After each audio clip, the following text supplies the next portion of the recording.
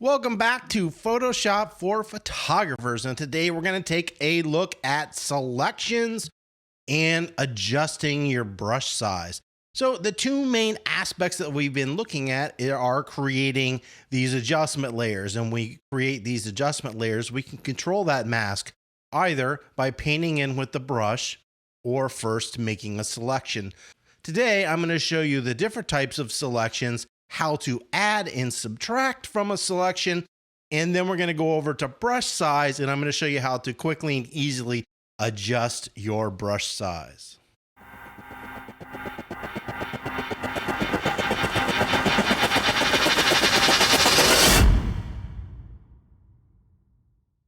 All right, so the first thing that we're going to do here is we're going to come over here and we are going to grab the lasso tool, which is L on your keyboard. Now, we've seen here before and we've talked about feather a little bit, but I'm going to explain feather and how it works a little bit more in depth here. So what we're going to do is first grab this feather tool, and we're just going to use 55. And what we're going to do is we're going to zoom in here, and that's just Command plus. That's just a simple way. There's other ways to zoom in, but we're going to do Command plus. Now, how you set your feather depends on a couple of factors, two main ones. First, the resolution of your image. How big is your file size? So this is 99.4 megabytes. And how large of an area that you are selecting. Now remember, this looks big now, but it's really just a small area on the image that we're selecting. If I come in here and I try to select a really small area like this with a large feather, it's going to give me this disclaimer, meaning basically that the area I tried to select is too small for this large of a feather, and it's not going to work, so it's not going to apply it. So that means that I can come in here and I can reduce that. Now we're going to go down to 5 pixels. When you do a really small selection, you need to have a much lower pixel size. It's still going to feather it, but you got to remember this is a much smaller selective area, and you can still start building up. So we know that 5 worked, and that would let us do that. Let's come in here and let's try 10. See if 10 pixels will let us make a selection. Now I made a little bit bigger selection, so you just go ahead and reselect that. And so 10 pixels even works. So we can see that 5 and 10 pixels works for this image, but 55 didn't work. And if I scroll out of that to see the whole image, you can see this selection is teeny tiny little selection inside the image. When you make a big selection, the larger the feather, the more blend it's going to have. Now, sometimes you can actually have a selection where it's too large. Basically, if I come in here and I select this sky, if I make my pixels or feather dimension too large, it's going to bleed over and down to here. If I make it too small, you're going to see the edge. So it's learning and trying to refine what works for you. This just takes a lot of practice. I can't tell you the number or the answer. It depends on your camera, the file sizes that you work with, and a whole bunch of information. But what you need to do is understand what it's doing, and then it's going to allow you to come in here and change that feather. Now, the next thing that we have with the selection here is what we're going to do is make a selection. I'm just going to make a random selection right here. All right, so we're going to go ahead and make this selection up here. And now to add to your selection, there are multiple ways to do this. Now, this is newer inside of Photoshop up here. And so this first one is just your basic new selection. The next one over here is add to your selection, subtract from your selection, and intersect with selection. I personally do not use these. I will show you why and how I do it. But what we'll do is we'll go ahead and click add to selection, and this is going to let us add to the selection without deleting it. And we'll add another selection, so we'll make 3. The next one over here is to subtract. So what I'm going to do is I'm going to actually circle this selection. I want to make sure that I go the whole way around the selection so it totally disappears. If I only went halfway through it, it's going to still leave a portion. So you have to remember that you need to fully circle that selection. And then we have this intersect with selection right here. So what that is creating is just the intersecting parts of your selection. We're going to go back to the beginning. Now, what's crucial is you have to remember to click back here to start a new selection. Otherwise, it won't let you do it. Personally, I don't like that method. The first one is it just hasn't been around long enough for me to get used to using it. I'm used to using the keyboard and using the keyboard to control the selections.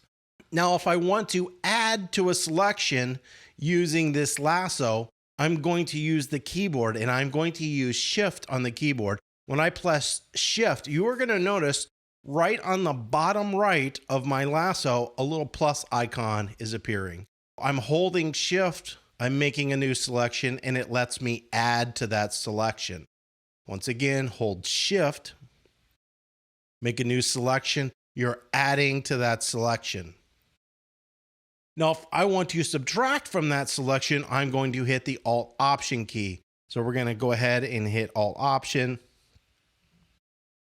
That's going to give that little minus. So we see a little minus on the bottom right of the lasso key, and I'm going to use that, and I'm going to fully circle that selection, and that selection is going to disappear. If I hold Shift, remember I can add to these selections, so I can actually make this weird looking selection by adding to that selection there. Not only are we learning how to control the selections, but this works for a lot of things inside Photoshop when you want to add to them, especially selections. You need to use Shift and the Alt Option to add to selections. Very, very, very important. What you should do is go around on an image and practice making a selection, adding to the selection, subtracting from the selection. Now this works with any selection tool. So if I come up here and I grab this rectangular marquee selection tool, which you probably won't be using, now if I don't hit anything, notice it's just going to delete it. But if I hold that Shift key once again, just like it did with the lasso, any selection tool works the same. And then I can hold the minus and deselect from that area. The Shift and the Alt Option key on the Mac, they are for subtraction. And you can always make sure and know when you get it, because if you hit the right key, it's going to show you on that bottom right-hand corner next to the tool. Now, this first selection tool was the lasso tool. And the next thing that we have is the polygonal lasso tool.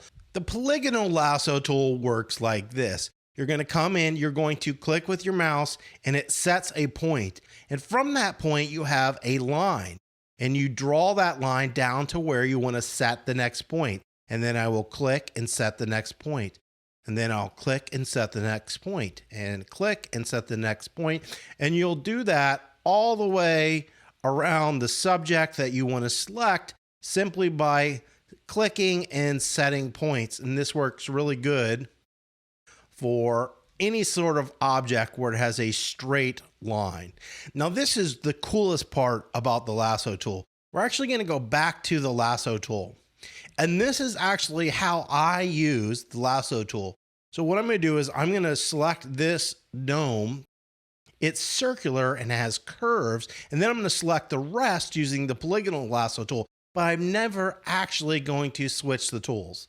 So we're going to come up here and we're going to start doing this. And I've got this and I'm trying to stay accurate.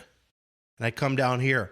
And now I am pressing down with my mouse when I'm drawing that line. I'm going to keep that held down and I'm going to put my finger on the Alt Option key and let go.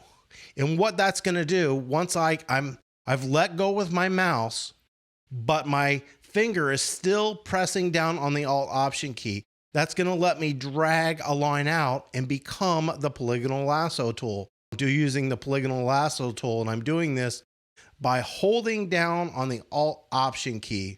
Yes, it would normally be subtract, but in this case, the way I did it, it's changing. And then what I'm going to do is you can see the lasso tool is showing you the polygonal lasso tool. Then I'm going to click and hold. I'm going to let go of the Alt Option, and it's going to switch back to that lasso tool. Now, I did a horrible job here. So once again, I can hold the Alt Option and I can select that area and subtract from it. If there was an area where I needed to add to it, I could hold Shift. That's how I toggle back and forth using the lasso tool. So you can freeform, and then you're holding on the mouse when you're doing this freeform. Then you're going to press with the Alt Option key, let go with your mouse, and it becomes the polygonal lasso tool. Click to set points. And then when you want to return, or if you want to return back to the regular lasso tool, you're going to press down with your mouse, let go of the Alt Option key, and then continue drawing. Really, really easy to do once you get used to it. So I'm going to hit Command D to deselect. And the next thing that we're going to come down here is to the magnetic lasso tool. The magnetic lasso tool has been around for a long time. And just like anything else up here, it's got a whole bunch of different settings. We can obviously use this for adding and subtracting. But what magnetic lasso does is we're going to draw just like the normal lasso, and it's going to set little points. It's going to try to identify edges and set points like a path would set as we draw. So this is creating a path on this image, setting these points. Now, it is not always 100% accurate. You can see right there where I messed it up. You know, it's hard to draw a straight line with a mouse. We're going around, and to finish, you always need to make sure you close these off. And the way it closes off, you can see if you look right on the bottom right hand of this little magnetic lasso, when I get over the end point, there's going to be a little circle pop up. And when you get to that circle, you would select that. It turns it into a selection. I screwed that up. So just like anything else, I can come in here and select this out, go back, get that 0. And just like that, I've got a good selection. That's the magnetic lasso. I don't use the magnetic lasso anymore because I use the quick selection tool instead. So I'm going to take this back to the regular lasso tool. We're going to come down here, and this is the quick selection tool. Now, this is one of the newest selection tools that we have. So once again, I'm going to hit Command D to deselect. In the quick selection tool, you kind of control your brush size, and it's helpful to control your brush size on this. I can't stress how much you need to control your brush size. And as you draw, it's going to select the areas that it thinks you want. It's looking for contrast and any variance inside the image. Sometimes it will mess it up, and sometimes it won't. Once again, we've gone over to the quick selection tool, just like the other one. I'm going to hold the Alt Option inside this little teeny circle, and I'll see if I can make it bigger so you can see it. No, it's still going to keep it little. So inside the little circle here, it's turning that to a minus, and I'm saying I didn't want that area selected right there. I don't want this area selected here. It didn't get it perfect. I can hold Shift and try to add to it, but it's having a difficult time realizing this area. A lot of times, especially though when values aren't the same like this, this is a wonderful tool. It can actually select your item very well. It has got some other items, and we're going to go more into the quick selection tool later. This is just kind of a skimming basics on selections, but we can select the subject and we can select and mask. Now, this is key to this tool. Like the others, like the lasso tools, you add a feather to your image. When you use the quick selection tool, it is not going to feather your image at all. It requires you to go up into select and mask, and we will come back to this. The next tool that we have is the Magic Wand tool. And the Magic Wand tool simply will select areas all of the same value. It's going to be difficult for it to work right here because this dome and the trees are basically the same value. So you can see it's selecting outside. But if I come in here and I select this area, it's doing a pretty good job of picking it out. Now, it's only selecting a little teeny area. It's because my tolerance is very low. As you increase this tolerance, it's going to do a better job at selecting values that are the same color. Now, one little trick that you can use, this doesn't always help, but sometimes it does.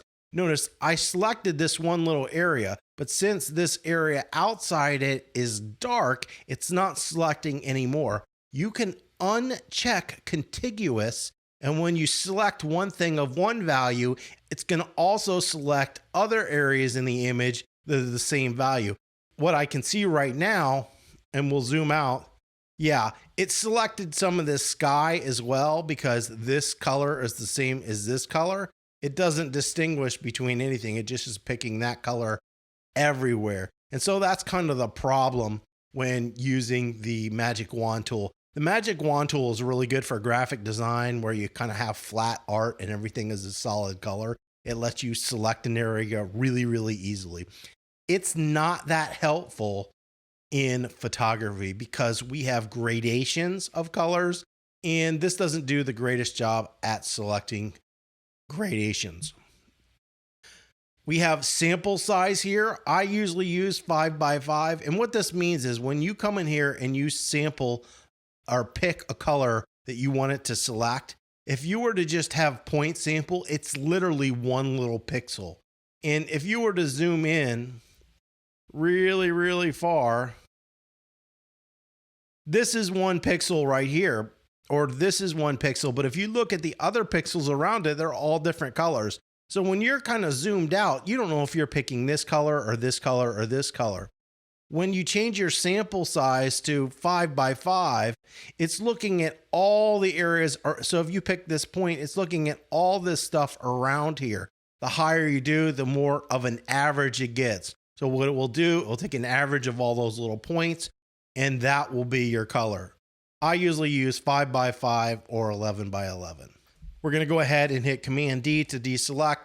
Tolerance is controlling how finicky it is when it's making the selection. And then we have select subject and selected mask. Select subject will try to select your subject. You'll probably have a difficult time on this. It's really looking for an image when there's like a person that's able to select your subject. And we'll go into that when we really dive into the quick selection tool. And then select and mask, just like the quick selection tool, this tool does not have a feather. So if you want a feather, you then have to add it before you do anything else. So those are the basics of how to control selection. So you're going to either add or subtract by clicking up here or using the keys Shift and Alt Option. The last thing we're going to do is come in here to our brush. Now the brush is the B tool to quickly get to the brush. Now I'm going to show you how to control your brush, and I've created just a plain white layer because it's going to be much easier to look at this and view it. So if we come in here, the first thing that we have is our brush, so we can control the size of our brush. Now the issue is as you slide this, you don't actually see the size of your brush anywhere. You have to get out, go back in, then you see your size of your brush. If you want it bigger, you make it bigger, then you go back in, and now the brush is bigger. And you'd have to keep going back in here and continuously controlling your brush. The next thing that we have is hardness. So if you want a hard brush or a soft brush, you're going to make this slider. And what that means is if we go in here and we have this brush and we come in here, so this is 100% a hard brush. Notice it's giving me this hard edge when I draw. If I come back in here, and you can see up here, it's showing you that's a hard brush.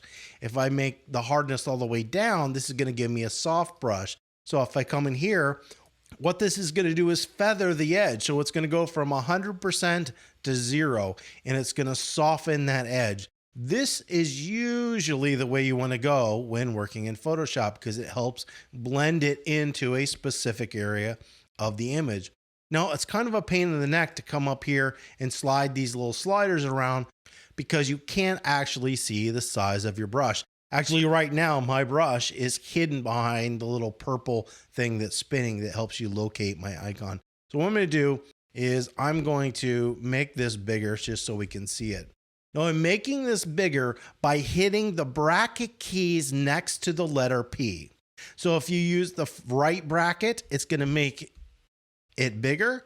If you hit the left bracket, it makes it smaller. So this is a lot easier to control your brush because you can see how big or small it is. The problem here is every time you want to change it, you have to take your hand off your mouse or your pen tool if you're right-handed and come over to your keyboard and hit the right or left bracket tools to change the size of your brush.